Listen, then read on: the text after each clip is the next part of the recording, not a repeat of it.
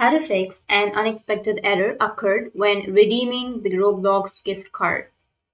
So if you want to fix an unexpected error occurred when redeeming the Roblox gift card, then just follow the steps. So if you're encountering the an unexpected error occurred message when trying to redeem a Roblox gift card, one possible cause is that the gift card may not be valid or active. So the first thing that you will need to ensure that the gift card is still active and has not expired. You can do this by checking the expiration date and balance of the gift card. To check the validity, you just need to simply go with your Roblox website. And once you've logged into your account, you just need to simply go with Redeem Gift Card page. Here on the top left, you will have the three-bar icon and go with gift cards. Once you go with gift card, now you just need to simply enter your gift card. Just click on Redeem Card, and here you need to enter the code.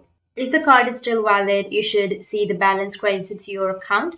However, if the gift card has expired or is invalid, you may need to purchase a new gift card to continue. Or if this is not the case, then the second method is to refresh the redeem page. So you just need to simply go with refresh, which is on the top left, and then you can refresh it because it will eliminate any temporary glitch or loading problem. Because sometimes browser issues can also interfere with the transitions, so it's worth trying a refresh. Or if that doesn't fix your problem, then you can try using a different browser. If you have Microsoft Edge, you can open up your Microsoft Edge instead of your Chrome browser, or you can use Firefox or Brave browser or any other browser that you're comfortable with and go with the same page and enter your code and your problem might be fixed.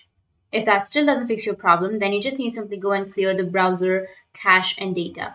So open up your browser, go with the top right, which has that three dots, go with settings, and under settings, you need to go with privacy and security, go with delete browsing data, go with the advanced section, go with browsing history, and then delete the data.